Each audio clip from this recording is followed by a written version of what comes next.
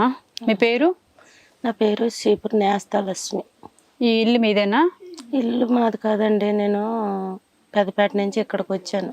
నేను వచ్చి దగ్గర 15 సంవత్సరాలు అయిపోతుంది. నా ఆరోగ్యం బాగోలేక నేను ఇక్కడికి వచ్చాను అనమాట. ఇది ఎవరి ఇల్లు? ఇది ఇంకొకరు కట్టుకున్నారు. మరి మిమ్మల్ని ఎలా ఉండనిస్తున్నారు ఇక్కడ? ఇక్కడ మేము ఇంకా ఉంటాము, ఇక్కడే ఉంటాము ఉండు అనేసి. రెంట్ ఇస్తున్నారా? అద్దెమని ఇస్తున్నారా? అద్దేమీ ఇవ్వలేదమ్మా. వాళ్ళు పడిపోయినట్టు అయిపోతే ఈ కవర్ అది కొని వేసి ఇవన్నీ మెత్తుకొని ఇవన్నీ మట్టి అవి వేసుకొని ఇలాగా నీట్గా చేసుకున్నారు. నీట్గా చేసుకున్నానమ్మా. మీకు పెళ్ళి అయిందా? పెళ్ళి అవ్వలేదమ్మా. అమ్మగారు నాన్నగారు ఒకేసారి చనిపోయారు. మీ అమ్మగారు ఎలా చనిపోయారు? మా అమ్మగారు మామూలుగానే చనిపోయారు. మీ నాన్నగారు? మా నాన్నగారు కూడా కార్యం రోజు 13 రోజులకు చేశానండి.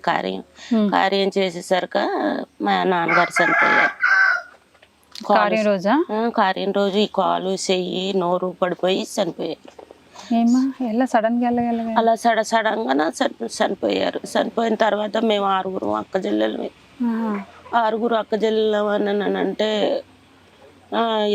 2 క్యాస్టులకి వెళ్ళిపోయారు. నేను ఒక్కదాన్నే ఇంకా ఇంటికాడ ఉన్నాను. ఇద్దరు మా క్యాస్ట్లో వాళ్ళని చేసుకున్నారు.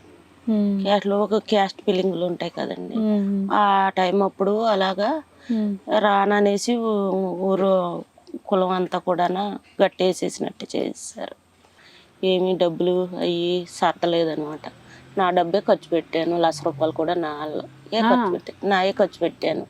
ఖర్చు పెట్టి చేసినప్పుడు కూడా అప్పుడు చచ్చిపోయినట్టు నేను కూడా పిచ్చికిపోయినట్టు చేసేసారు మమ్మల్ని. మా మరుదులు, మా బావలు, మా చెల్లెళ్ళు, మా కుటుంబంలో మిమ్మల్ని ఆఖరికి మీరే సాయం చేసినందుకు వాళ్ళని మాడుగుల నుంచి వడ్డాది మాడుగుల నుంచి అక్కడి నుంచి జాలం పెళ్ళని ఆ ఊరు నుంచి ఇలాగా తీసుకొచ్చాను. 2 కుటుంబాల చెల్లెల్ని ఇంటికి తెచ్చుకొని అన్ని బాధ్యతలు చూసుకుంటేది.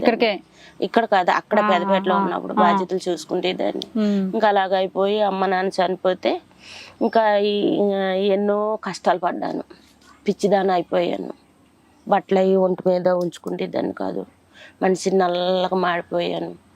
ఇంకా ఎలాగో అయిపోయాను. ఎన్ని చేసినా హాస్పిటల్కి వెళ్తే ఏమీ లేదని వారు ఇంకా మాట్లాడుకుంటానా నాటు వైద్యానికి వెళ్ళిపోయేదాన్ని. అప్పటికి మీ వయసు ఎంతమ్మా? ఇప్పుడు కాదు, అప్పుడుకా 30 ఉంటుందా? 30-35 ఉంటుంది. ఇక్కడ ఎప్పుడు పోయిన సంవత్సరం కార్డు మార్చమనేసి ఇచ్చాను సచివాలయంకి. ఇస్తేనేగానా ఇచ్చాను. వస్తుందమ్మ, లేట్గా వస్తుంది అన్నారు. ఇంకా రాలేదు. అయ్యో, చాలా కష్టపడుతున్నానండి. ఊరి పేరు చెప్పమ్మా మీది? ఇది సుద్దలపాయలు మండలం. నేను రోల్గుంట మండలం, నర్సీపట్నానికి దగ్గర. అంటే ఇది నేను ఉండడం ఇప్పుడు సుద్దలపాయలలో ఉంటున్నాను. అన్నం తిన్నారమ్మా? అంతే, పొద్దున్న కొంచెం గింజానం తిన్నానండి. వంట చేసుకోలేదు. ఈ మధ్యన బాగాన పడుకుంటే నిద్రలాగా అలాగా అది మేసి అలాగ ఉండిపోతున్నాను. అలా పడుకోపోతున్నాను, అలాగ ఉంటున్నాను. ఏడుస్తా ఉంటాను అలాగా. ఏం చేస్తానమ్మా, ఎవరికి అడుగుతాను? నా బాధ ఎవరితో చెప్పుకోలేదు.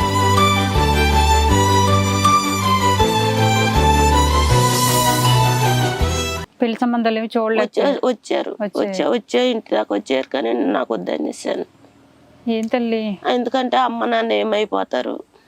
వాళ్ళు ఏమైపోతారమ్మా, ఇద్దరు ఉంటారు కదా. మీకు 36 సంవత్సరాలు అంటే అప్పటికి మీకు 20 ఏళ్ళకే ఈ ట్రైబల్ ఏరియాలో 19-20 ఏళ్ళకి పెళ్లిళ్ళు చేసేస్తారు కదా.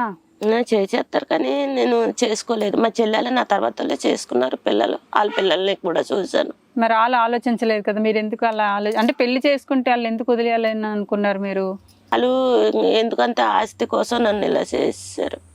నేను చెప్పింది మీకు అర్థం కాలేదులే. సరేలే అమ్మా. బియ్యం అయితే ఎన్ని కిలోలు వస్తున్నాయి? అక్కడి నుంచి వెళ్ళి ఎన్ని కిలోలు తెచ్చుకుంటున్నారు? 5 కిలోలు తెచ్చుకుంటున్నాను. మరి 5 కిలోలు సరిపోతున్నాయా? సరిపోవట్లేదు. మరి ఏం చేస్తున్నావు మరి మిగతా భోజనానికి? భోజనానికి ఏదైనా బాగా ఆరోగ్యం బాగుంటే కూలి పనికి వెళ్తున్నావా? కూలికి వెళ్తాను, లేకపోతే లేదు. ఎంత ఇస్తారు రోజు కూలికి వెళ్తే? కూలికి వెళ్తే 200 ఇస్తారు. ఆ 200తోనే ఉన్న రోజు ఇంక ఇల్లు ఎలాగో రెంట్ లేదు కాబట్టి వచ్చే డబ్బులు అలాగా సరిపోతున్నాయి నీకు. నేనైతే ఫస్ట్ బియ్యం తెస్తాను, తీసుకొని కడుపు నిండా అన్నం తినండి, సరేనా? రేషన్ అది ఇస్తాను, తీసుకురండి.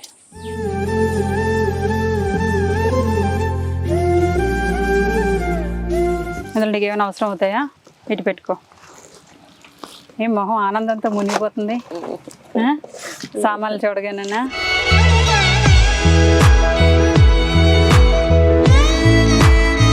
సరుకులు ఇవ్వగానే ఆవిడ మొహంలో ఒక వెలుగు, అంటే కడుపు నిండా అన్నం తింటాంలే అన్న ఆనందంతోనే పెట్టినట్టున్నారు కదమ్మా మరి.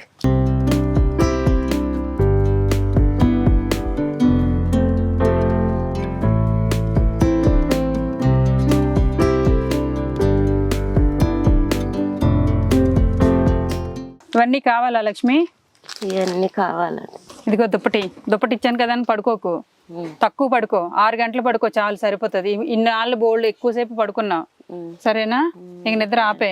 నువ్వు తర్వాత ఆ చీరలో నీకు ఒళ్ళంతా మంటగా ఉంటుంది కదా, ఆ చీరలు కట్టడం ఆపే. ఒకవేళ కొనుక్కోగలిగితే నువ్వు ఇలాంటి చీరలు కట్టుకో, కొంచెం మెత్తగా ఉంటాయి, హాయిగా ఉంటుంది. ఈ చీర నచ్చిందా? సరే అమ్మ. ఇలాంటి చీరలే కట్టుకో, నేత చీరలు అయితే నీకు కొంచెం ఒంటికి హాయిగా ఉంటుంది. చీర, జాకెట్టు, ఇది లంగా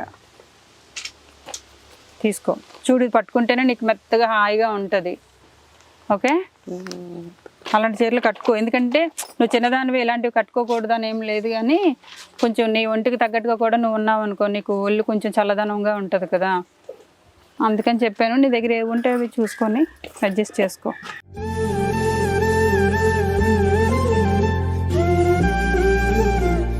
ఇవి ఖర్చులకి, ఏమైనా హాస్పిటల్కి వెళ్ళు, మందులు ఏమైనా కొనుక్కోవాలి అనుకుంటే కొనుక్కో, వెళ్ళొస్తానా?